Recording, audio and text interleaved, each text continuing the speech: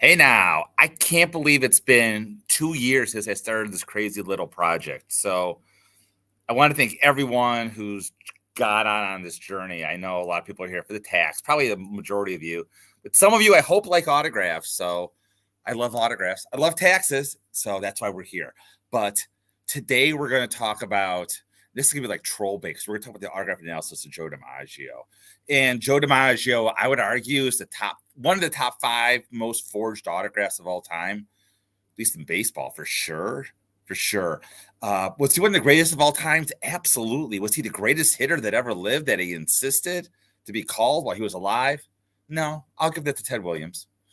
That's a hill I'll die on. Now, I know Joe DiMaggio won 3 MVP awards. He was an all-star every year. He gave 3 years to the country. Listen, he was a great player. I'm not arguing any of that. But Ted Williams is better. I mean, I would love to get into a debate, Joe DiMaggio versus Ted Williams. You're going to argue, oh, DiMaggio won the 3 MVPs over Ted Williams. But if you look at the statistics over it, Ted Williams led Joe DiMaggio nearly every statistic in was it 41 and 47, I think.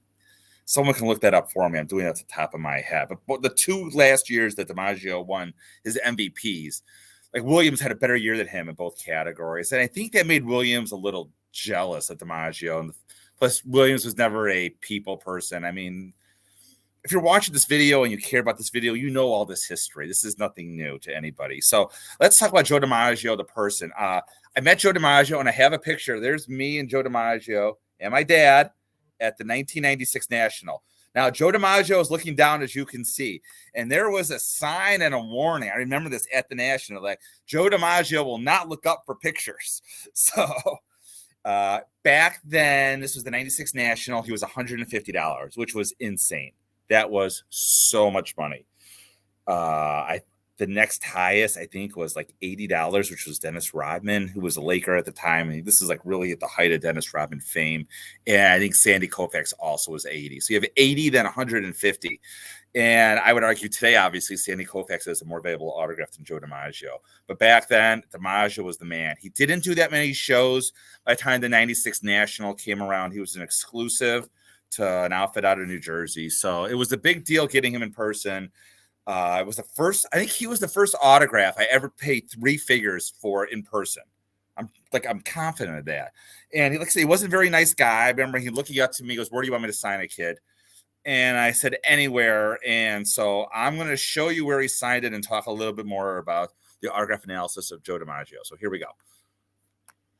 So this is my Joe DiMaggio autograph, as I just hinted to before. And you can see he side paneled it. Even back then, he was side paneling. It's a nice autograph. It's held up well. The bottom left corner didn't smooth real nicely as I would like. One day I'll show these off, probably in the near future as I'm showing off my collection, why he side paneled it. There was a good reason. And he signed it, I don't know if it's an ego thing, but no one has ever side paneled it all the way across like that. Usually they side panel going this way and it's smaller. He took up the whole panel, as you can see, which I guess is a nice thing. So, I mean, turning our attention now to the PSA database, I am not going to go into that much detail about Joe DiMaggio. And the reason that is, I mean, if you look out there, there's so much on it and so much has been written up about it. You could see Ron K did a great article. Let me hit no things here.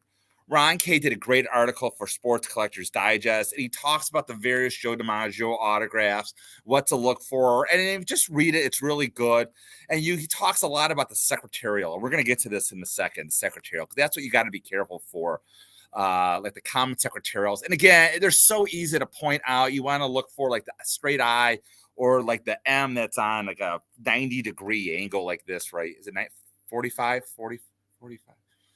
90 degree. Yeah, it's a 90-degree angle. You see it right here. If you're used to DiMaggio autographs, it's nothing that rare to find. The TPAs are pretty good. We'll get to that in a second. Even ESPN way back when, I don't know how long ago this was, but even they did an autograph analysis of Joe DiMaggio. And Joe DiMaggio's autograph, it changed not quite a bit, but it changed a bit during his time. I mean, we're looking at the PSA autograph database. What I'm looking for generally with the DiMaggio is, again, nice flow. This is a rather unique autograph, but again, I'm looking for the 2 Gs to come down and sort of match. They shouldn't be. They should be even level. His autograph, there were some deathbed autographs signed, believe it or not, unfortunately. But again, most of them should be nice, smooth, consistent. Ugh, I can't see it because of the screen there. It is blocking. So here's, again, a nice one you can see right here. This is what you're looking for. Again, nice, smooth. The J starts down. The DiMaggio. The I is usually, at least in the 80s and 90s right here, is not real pronounced. It kind of loops around, as you can see right here. Again, the G should be even. He did this dot down here and a dot out of here is a common thing to see. Usually, I don't want to say always, because again, it varies so much. This J flows out. Usually with bad autographs, the J flows out to underneath the D.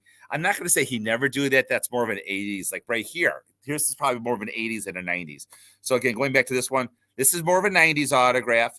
This, oh, shoot. Sorry, bear with me here. We're going to get to 80s versus 90s. This is an A. You see how the Joe flows really far out like this. But again, the G's are pretty much even. And the I, there's no real I. It's kind of wrapped around. I mean, the TPAs, yeah, he did sign on-card autographs, just so you know, for Score and Pinnacle and giveaways and stuff like that. Here's, again, another one. This is an older autograph. You could tell because the I's out there. It's a little more condensed than what you normally want to see. But the TPAs, for the most part, I'm going to get this, for the most part, are pretty good. Again, common 1980s autograph, the J all the way across, wrapped around.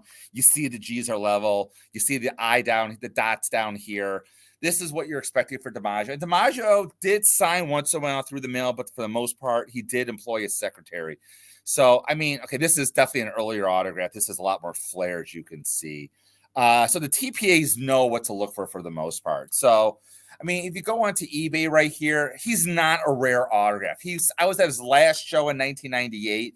And like by then, there were mass signings. He was everywhere. He's even a little more friendly.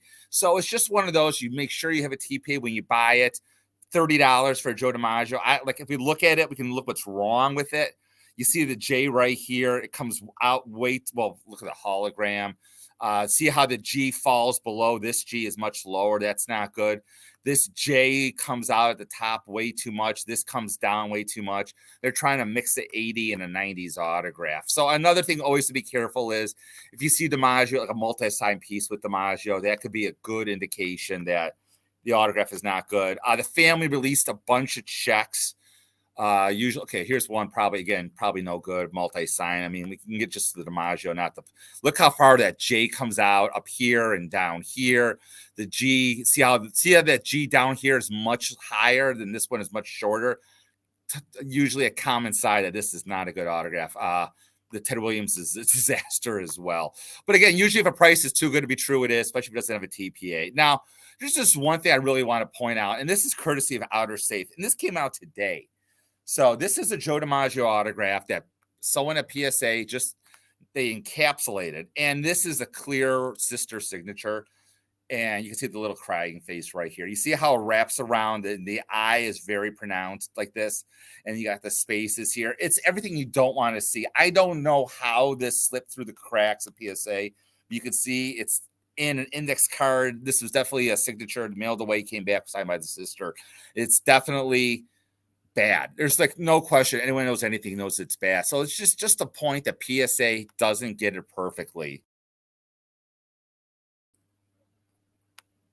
There we go. So it's just like, you can see that just PSA is not perfect, but they're right 95% of the times. And I got to say, Outer Safe, 90% of the time, they're good with Joe DiMaggio. I mean, it's just one of those that you get a feel for more than anyone else, kind of like Mantle, kind of like Williams, kind of like Ruth even.